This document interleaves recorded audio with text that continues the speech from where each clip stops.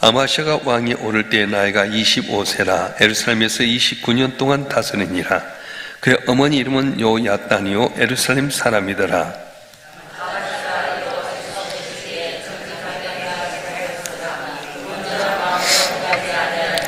그의 나라가 굳게 섬에 그의 부왕을 죽인 신하들을 죽였으나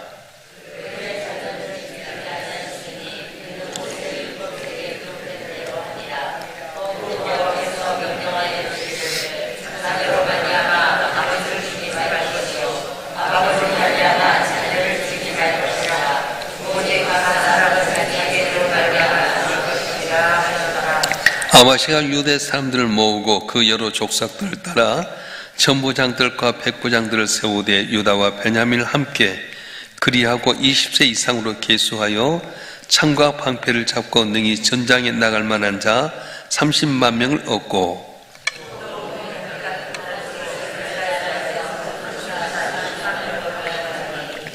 어떤 하나님의 사람이 아마시아에 나와서 이르되 왕이여 이스라엘 군대를 왕과 함께 가게 하지 마옵소서. 여호와께서는 이스라엘 곧 온 에브라임 자손과 함께 하지 아니하시나니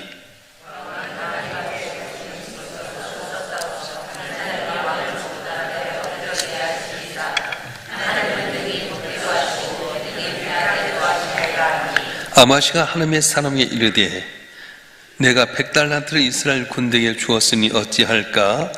하나님의 사람이 말하되 여호와께 능히 이보다 많은 것을 왕에게 줄 수 있나이다 하니라.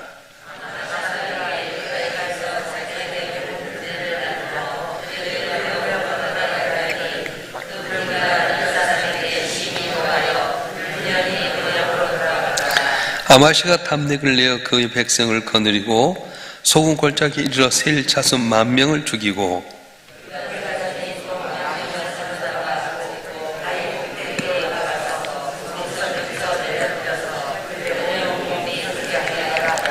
아마시아가 자기와 함께 전장에 나가지 못하게 하고 돌려보낸 군사들이 사마리아에서부터 벳호론까지 유다 성읍들을 약탈하고 사람 3,000명을 죽이고 물건을 많이 노락하였더라.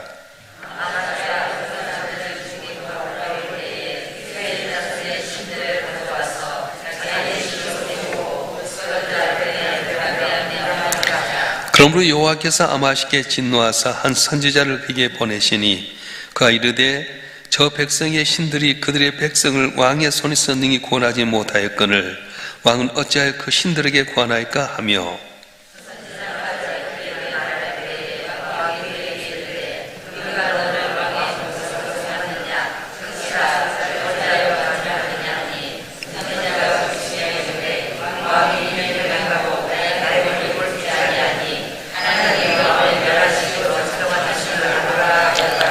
유다왕 아마시아가 상의하고 예후의 손자 여호아스의 아들 이스라엘 왕 요아스에게 사실을 보내 이르되 오라 서로 대면하자 한지라.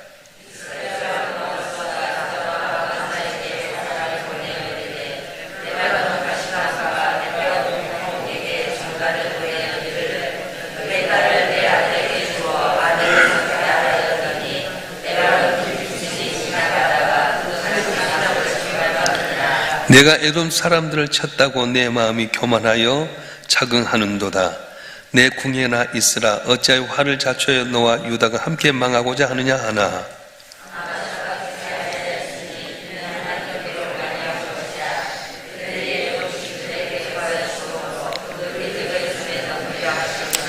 이스라엘 왕 요아스가 올라와서 유다 왕 아마시아와 더불어 유다 베세메스에서 대면하였더니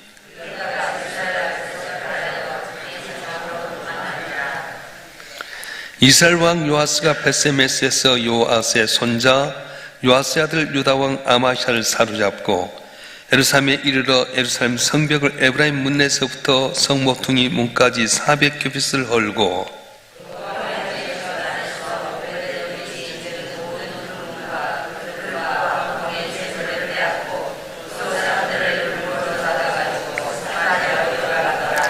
이스라엘 왕 요아스의 아들 요아스가 죽은 후에도 유다 왕 요아스의 아들 아마시아가 15년간 생존하였더라.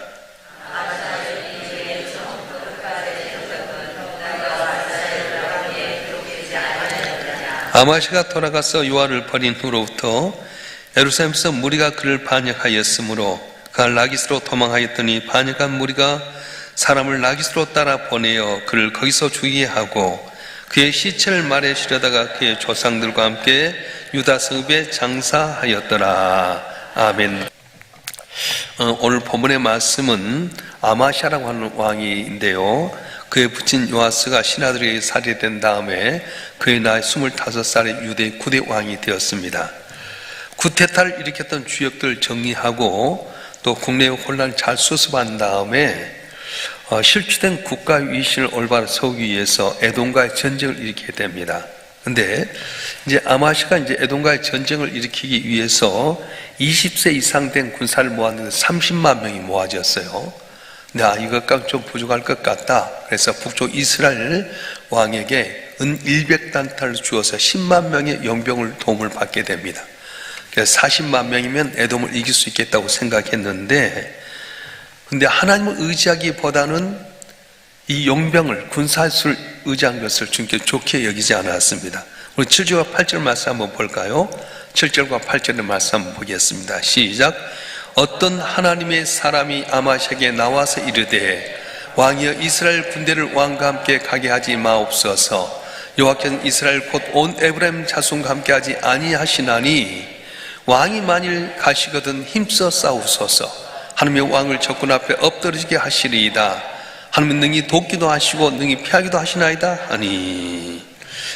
여기서 이제 하나님의 사람이 어떤 선지자인지 구체로 언급하지는 않지만은 하나님의 사람이 아마시아 왕에 강조한 내용 뭐냐 하면은 용병으로 고용한 북쪽 이스라엘 10만 명을 돌려보내라.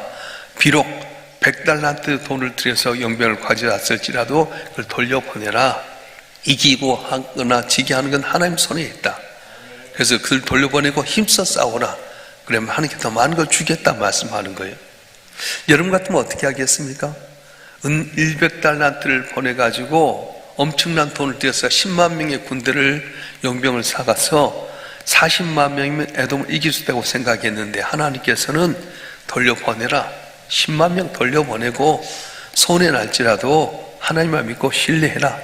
그렇게 말씀하는 거예요. 여러분 같으면 어떻게 할 것 같아요? 내가 하나님의 일을 하려고 할 때 내 것 손해보면서 해라 하면 할 수 있을 것 같아요? 많은 분들이 성경에 주일 성수하라고 했는데 주일날 문을 열어야 장사 잘 됩니다. 그러면서 주일날 장사를 해요. 물론 이치 맞죠.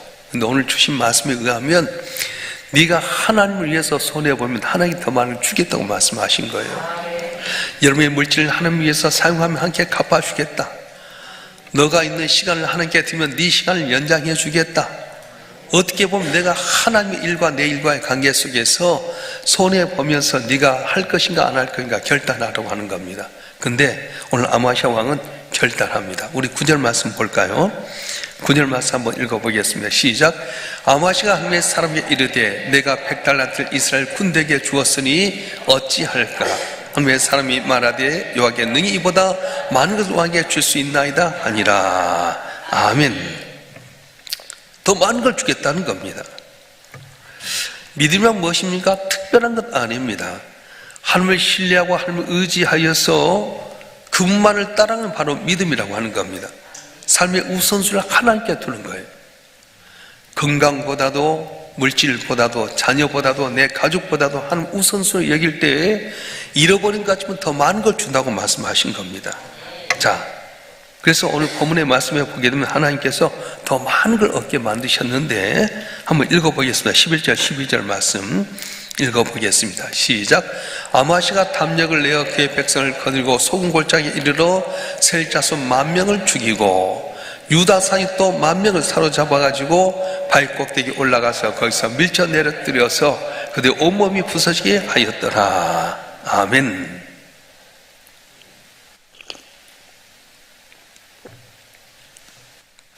여기서 세일 자손은 에돔 족속을 말합니다.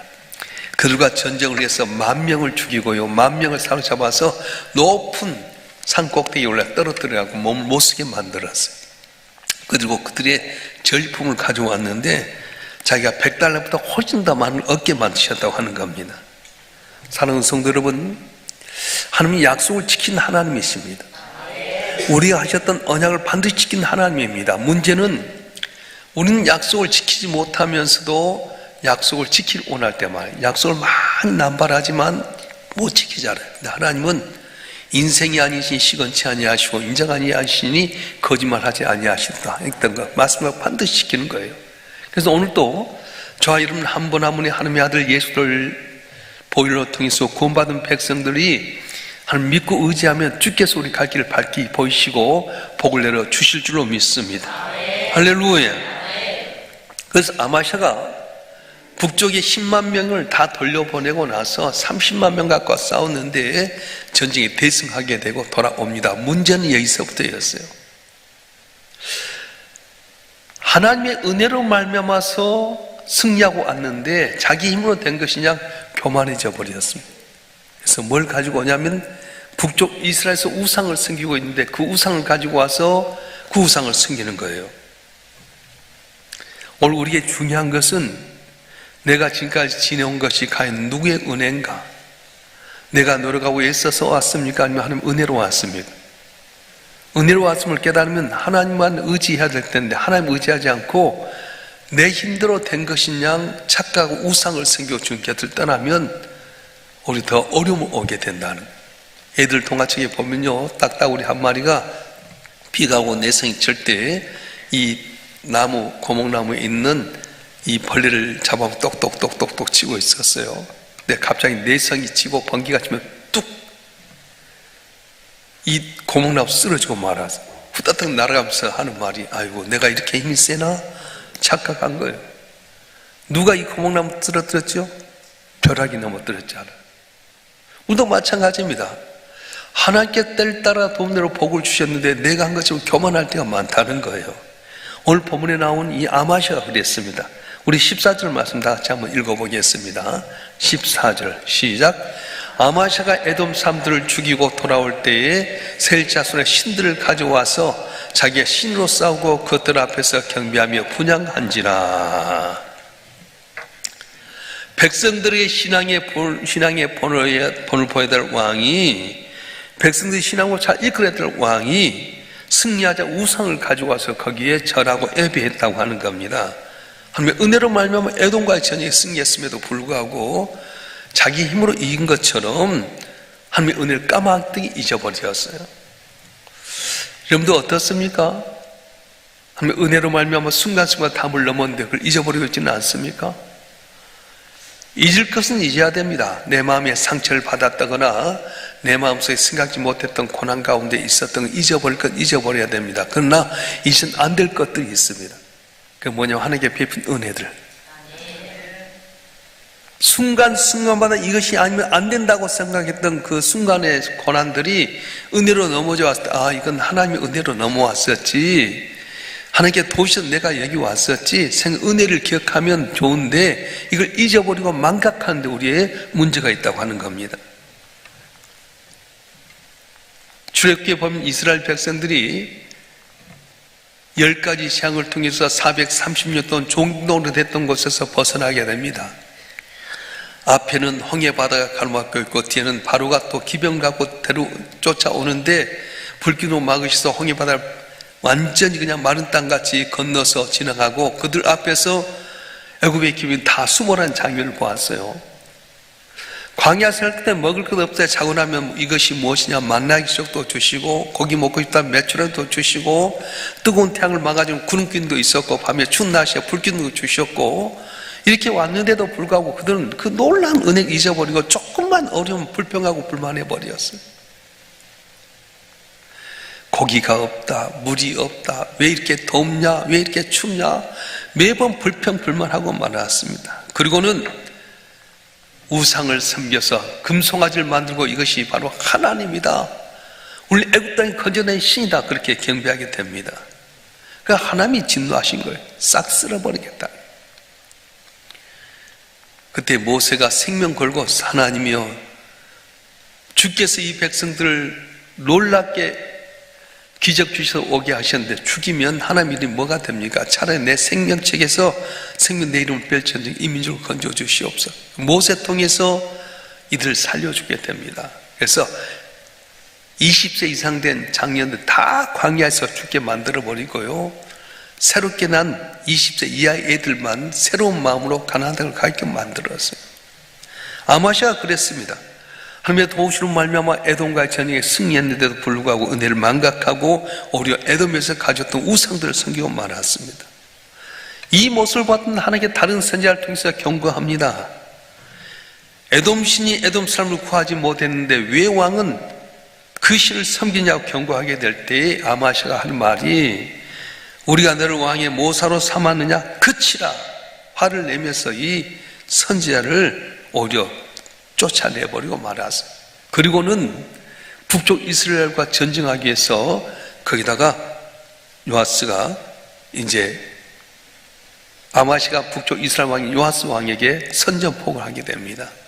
그때 북쪽 요아스 왕이 하는 말이, 네가 에돔 이겼다 우리하고 싸울래? 차라리 네 방에 좀 편히 쉬어라. 근데도 불구하고 에돔을 이겼다는 생각 가운데서 하나님 은혜로 이겼는데도 불구하고 30만 명 갖고 이겼는데 이스라엘 정도야. 그렇게 해서 전쟁을 하다가 결국 어떻게 됩니까? 져버렸어요. 포로로 잡혀갔고요. 그리고 성벽을 400규빗이면 오늘날 말로 하면 180m인데 축구장 끝에서 끝에까지 100m잖아요. 그걸 2개 정도 넓게끔 큰 성벽이 무너졌다면 얼마나 큰 어려움을 겪게 됩니까? 성전에 있는 모든 은금부화를 다 약탈당하고 많은 사람들이 사마리아로 끌려가고 말았습니다.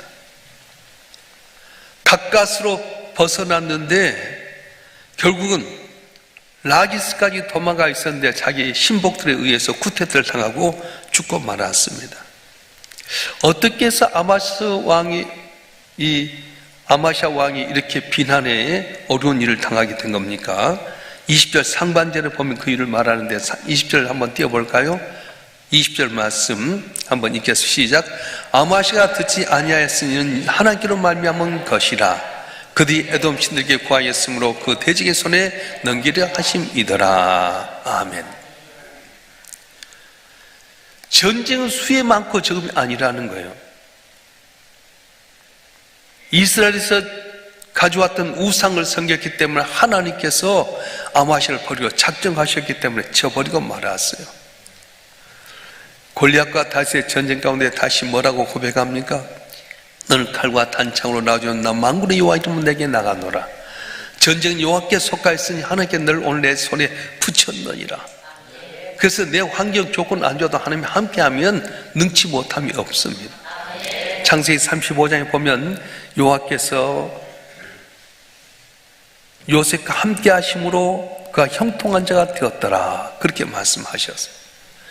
애굽 땅 종으로 팔려가서 길이 없는 요셉에게 여호와께 함께 하심으로 말미암아서 요셉이 형통한 자가 되었더라. 내가 일 잘하고 머리 잘 써서요? 내가 어떤 재능이 있었어요? 아니, 하나님이 함께 하셔서 도와주시면 꿈에도 생각지 못했던 애굽의 국무총리가 될 수 있는데, 오늘 아마시아처럼 하나님의 은혜로 말미암아 에돔과의 전쟁에 이겼는데도 불구하고 오히려 하나님을 등져버리고 우상을 섬기고 북쪽 이스라엘과의 전쟁에도 선지자를 통해서 하지 마십시오 하면 지게 됩니다. 했는데도 불구하고 하는 말씀을 안 듣다가 결국은 나라에 어려움이 오게 되고 자기도 비참하게 살해당하고 말았던 것입니다. 아마시아가 오늘 우리에게 준 교훈이 무엇입니까?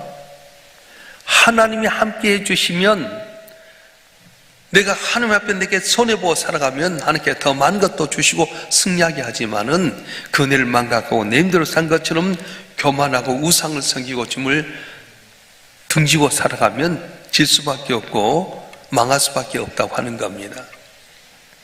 하나님은 하나밖에 없는 이 아들을 십자가에 못 박혀 내어주셨습니다. 그 아들 믿는 모든 자에게 복을 준다고 약속해 주셨습니다.